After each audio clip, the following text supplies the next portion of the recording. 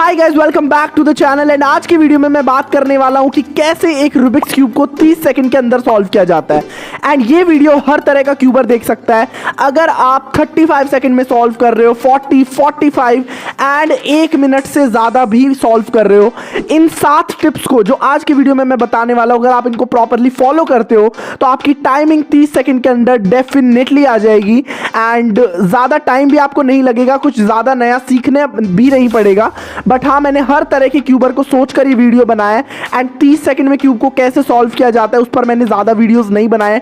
But इस video में मैं आपको हर तरह की टिप देने वाला हूँ। एंड लास्ट में एक बोनस टिप भी दूंगा जो कि आपको शायद और हेल्प कर सकती है आपकी टाइमिंग को और ज़्यादा रिड्यूस करने में। ओके, तो आज का वीडियो काफ़ी ज़्यादा स्पेशल होगा, तो एंड तक ज़रूर देखना। एंड अगर आपके फ्रेंड्स भी रूबिक्स क्यूब को सॉल्व करते हैं, वो भी 30 सेकंड के अंदर सॉल्व करना चाहते हैं, तो उन तक ये वीडियो ज़रूर पहुँचाना। तो चलो फिर स्टार्ट करते हैं आज का वीडियो। एंड लेट्स सी कि ये क्यूब को हम कैसे 30 सेकंड के अंदर सॉल्व करते हैं। एंड उससे पहले लाइक जरूर करना वीडियो को, एंड कमेंट जरूर करना कि नेक्स्ट वीडियो आप किस टॉपिक पर चाहते हो, और सब्सक्राइब तो आपने अब तक कर ही लिया होगा। तो चलो फिर स्टार्ट करते हैं। लेट्स सी कि कैसे 30 सेकंड के अंदर सॉल्व किया जाता है।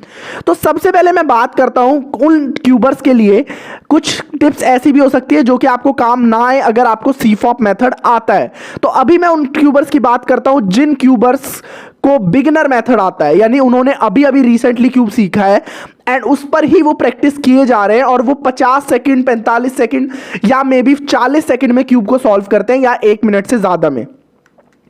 अब अगर यार आपको 30 सेकंड के अंदर क्यूब को सॉल्व करना है, तो मैं आपको सजेस्ट करूंगा कि आपको सीफॉप मेथड आना चाहिए।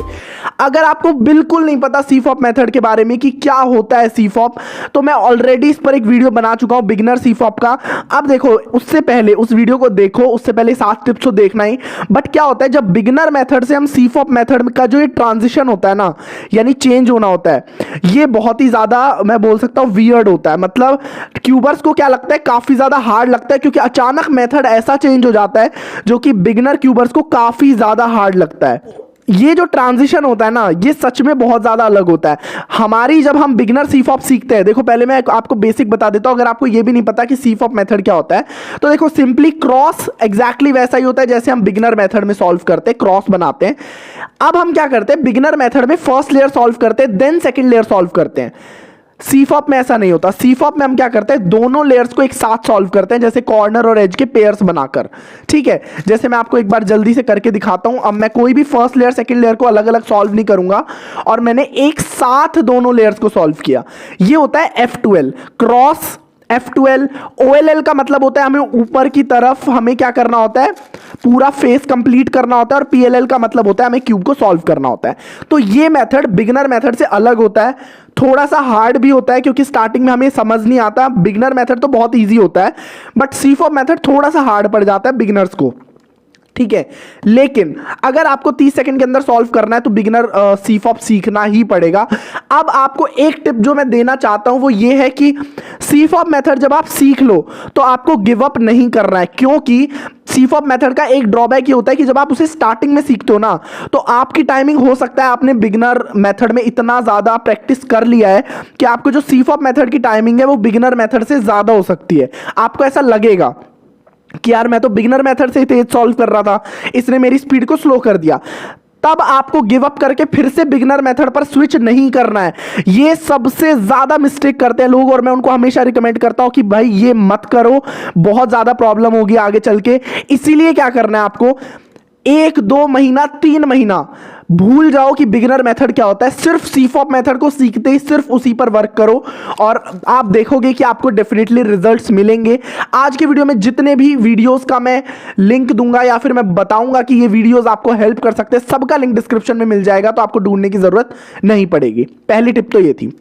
दूसरी टिप फिंगर ट्रिक्स को लेकर है। फिंगर ट्रिक्स क्या होता है, देखो जनरली हम क्या करते हैं जब क्यूब को सॉल्व करना सीखते हैं, जैसे अभी आपका जो टाइमिंग है मान लो 40 सेकंड है, लेकिन आप अच्छे फिंगर ट्रिक्स का यूज नहीं कर रहे हो। अच्छे फिंगर ट्रिक्स का मतलब क्या है, मान लो मैं एक एल्गोरिदम लगाता हूं, ये वाली, ये हमारी टी पम होती है। अभी आपको कुछ समझ में नहीं आएगा अगर आपको सीफॉप नहीं आता है तो। देखो, अब मैं इस एल्गोरिदम को लगाने, काफी बड़ी एल्गोरिदम है बट मैंने इसको काफी जल्दी लगा दिया। किस वजह से, फिंगर ट्रिक से। कैसे, देखो अभी स्लो मोशन में आपको देखने को मिलेगा। देखो कैसे मैंने इसको ऊपर किया, इसको आगे किया, इसको नीचे किया, फिर फिंगर्स। मैं सिर्फ फिंगर्स का यूज करके इस एल्गोरिदम को लगा रहा हूं। मिडल लेयर के लिए मैं रिंग फिंगर का यूज कर रहा हूं, राइट लेयर के लिए मैं ये यूज कर रहा हूं, अपर लेयर के लिए मैं इंडेक्स फिंगर का यूज कर रहा हूं। ये होती है फिंगर ट्रिक्स।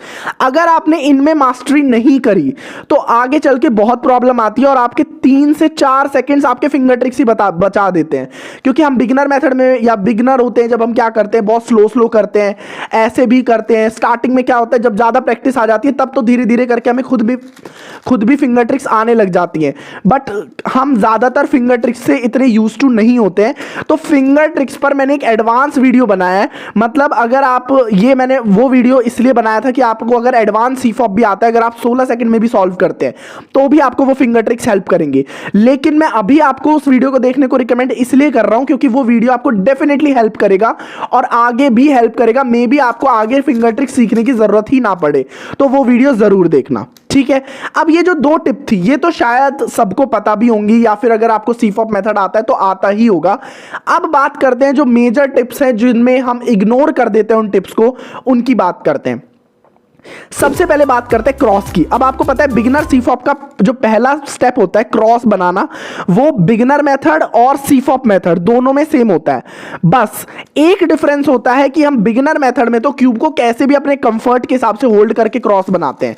जैसे मेरे को कहां पर भी दिखा, मैंने यहां पर देख लिया व्हाइट कलर यहां पर है, मैं क्या करूंगा, इससे क्रॉस बनाने की कोशिश करूंगा ऊपर ही, और फिर मेरा क्रॉस जैसे अभी मैं बनाने की कोशिश करता हूं ऊपर क्रॉस को रख के।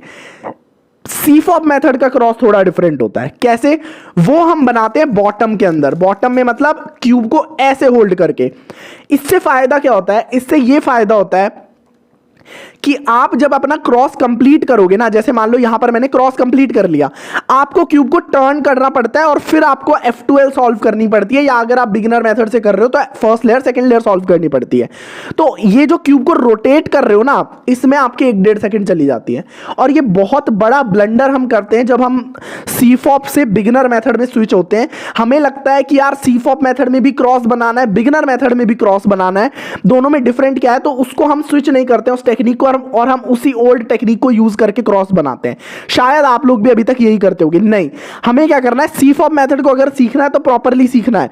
उसको क्या सीफॉप मेथड क्या बोलते हैं, क्रॉस को बनाना है कहां पर, बॉटम में। और बॉटम्स का मतलब है ये क्यूब ऐसे हिलना नहीं चाहिए, फिर आपका मतलब ऐसे नहीं होनी चाहिए ओरिएंटेशन देखने के लिए।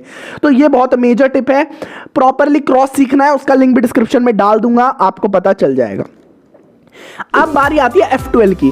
अब देखो F12 में मेरी ज्यादा टिप्स नहीं है। अब मेरी एक टिप जो आपको याद रखनी है वो ये याद रखनी है, आपने सीफॉप मेथड सीख लिया, क्रॉस आपको आ गया, आपको OLL आ गया, PLL आ गया, लेकिन जब आप क्यूब को प्रैक्टिस करोगे तो सबसे ज्यादा प्रैक्टिस जिस स्टेप की आपको सीफॉप मेथड में करनी है वो F12 है। क्योंकि अगर आपकी टाइमिंग क्यूब में 30 सेकंड की आ रही है ना, तो बिगिनर जब आप बिल्कुल सीफॉप सीखोगे तो डेफिनेटली गारंटी है कि 15 से 17 सेकंड्स आपकी सिर्फ F12 ले जाएगी, फर्स्ट लेयर और सेकंड लेयर। क्योंकि स्टार्टिंग में हमें F12 बहुत ज्यादा हार्ड लगती है और सबसे मतलब बड़ा नाइटमेयर होता है ये बिगिनर सीफॉप सॉल्वर्स का, कि उनको F12 सॉल्व करने में बहुत दिमाग खराब होता है। तो अगर आप क्यूब सॉल्व कर रहे हो तो दिन में जितनी भी सॉल्व कर रहे हो, आप प्रैक्टिस कर रहे हो, 30 सॉल्व कर रहे हो, 50 सॉल्व कर रहे हो, 100 सॉल्व कर रहे हो, ट्राई करो कि 50% सॉल्व में आप सिर्फ F12 की प्रैक्टिस करो। एक बार F12 में आपने मास्टरी कर ली, आपकी क्यूब की टाइमिंग 5 सेकंड से 10 सेकंड तक रिड्यूस हो जाएगी, इसकी मैं गारंटी लेता हूं। और F12 एक ऐसा स्टेप है जो कि ग्राफ को सबसे ज्यादा टाइम कंज्यूमिंग स्टेप होता है, और यही अगर आपने एक बार देख लिया तो आपको बहुत ज्यादा काम आने वाला है। F12 complete. अब बात करते हैं OLL PLL की। अब देखो बिगिनर OLL थोड़ा सा स्लो हो जाता है। स्लो का मतलब क्या है, काफी एल्गोरिदम्स को हमें बार बार रिपीट करना पड़ता है। अब अगर आपने अभी सीफॉप मेथड सीखा है तो अभी कोई चेंज करने की जरूरत नहीं है। अभी आप प्रैक्टिस करो, जितना प्रैक्टिस हो सके, एंड ट्राई करो अपनी टाइमिंग को 35 सेकंड तक ला सको, ट्राई करना है, ठीक है।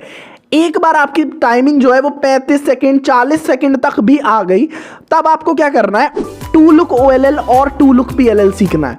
अब ये टू लुक OLL और टू लुक PLL क्या है, इसमें क्या होता है, सिर्फ 2 एल्गोरिदम की हेल्प से हम OLL को सॉल्व करते हैं। जब आप बिगिनर सीफॉप सीखते हो ना तो काफी एल्गोरिदम लग जाती हैं सिर्फ OLL को सॉल्व करने में, यानी पूरी लास्ट लेयर में जो हम ये ऊपर वाइट फेस बनाते हैं ना, इसको सॉल्व करने में हमारा काफी ज्यादा एल्गोरिदम्स लग जाती हैं।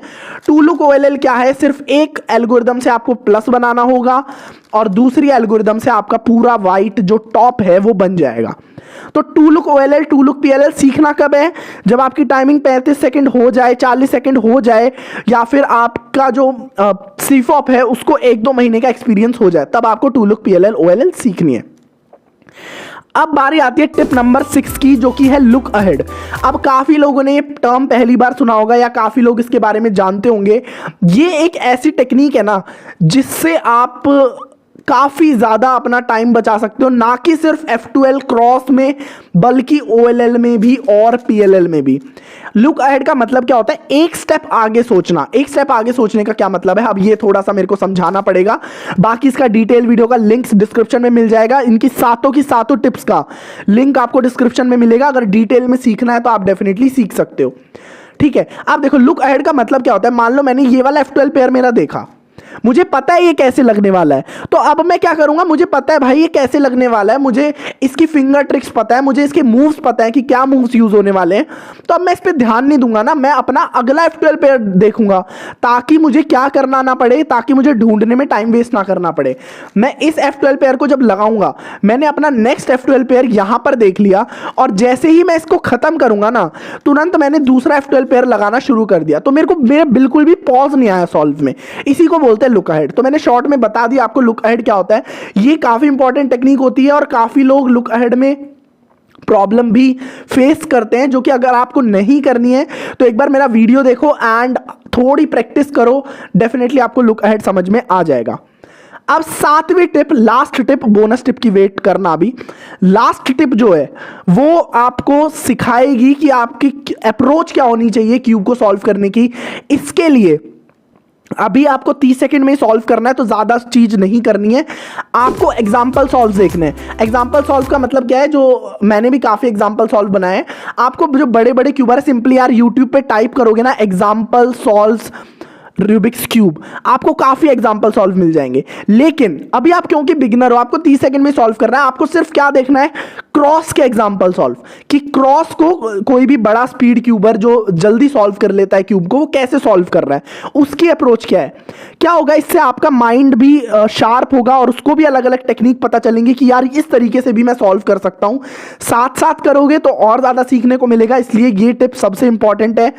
सब कुछ करने के बाद ये जरूर करना कि आपको एग्जांपल सॉल्व देखना पड़े। अब बात करते हैं इस वीडियो की लास्ट टिप की, जो कि बोनस टिप है, उसमें है इंस्पेक्शन टाइम यूटिलाइजेशन। अब इंस्पेक्शन टाइम यूटिलाइजेशन क्या होता है, अगर आप टाइमर के साथ क्यूब को सॉल्व करते हो तो ये आपको पता होगा कि 15 सेकंड हमें मिलते हैं क्यूब को इंस्पेक्ट करने के। इंस्पेक्ट करने का मतलब क्या है कि ये देखने के कि हमें कैसे क्यूब को सॉल्व करना है, क्रॉस कैसे बनेगा। तो इंस्पेक्शन टाइम को प्रॉपर्ली कैसे यूटिलाइज करना है, उन 15 सेकंड में आपको क्रॉस अपना देख लेना है कैसे बनाना है, जिसकी वजह से आपका टाइम वेस्ट ना हो और आप 2 से 3 सेकंड में क्रॉस बना ले। अगर आपको CFOP मेथड आता है, बिगिनर CFOP भी, तब भी जनरली अगर आपकी प्रैक्टिस बहुत ज्यादा हो चुकी है तो आप 2 से 3 सेकंड में आराम से क्रॉस बना लेंगे। तो आपको क्या करना है, क्रॉस को बनाना बॉटम में ही है, लेकिन इंस्पेक्शन टाइम को प्रॉपर्ली यूटिलाइज करना है। इस पर भी मैंने वीडियो बनाया कि इंस्पेक्शन टाइम को कैसे प्रॉपर्ली यूटिलाइज करते हैं और उन 15 सेकंड में आप कैसे अपनी 3 से 4 सेकंड्स बचा सकते हो अपने आने वाले सॉल्व की टाइमिंग में, जिससे आप जल्दी से क्यूब को सॉल्व कर पाओ। ओके, तो ये 7 टिप प्लस में एक बोनस टिप को मैं इंक्लूड नहीं कर रहा हूं। ये टिप अगर आपने अगले 2 या 3 महीने फॉलो कर ली और अगर आपका 30 सेकंड में सॉल्व नहीं हुआ क्यूब, आप कमेंट में मेरे को जरूर बताना, क्योंकि ऐसा हो नहीं पाएगा कि अगर आपने ये सातों की सातों टिप फॉलो की और आप 30 सेकंड में क्यूब को सॉल्व ना कर पाओ। आई होप आपको एक क्यूब वीडियो नॉलेजेबल लगा होगा एंड कुछ सीखने को मिला होगा एंड आपकी गलतियां आपको पता चली होंगी। मिलते हैं नेक्स्ट वीडियो में, टिल देन हैप्पी क्यूबिंग।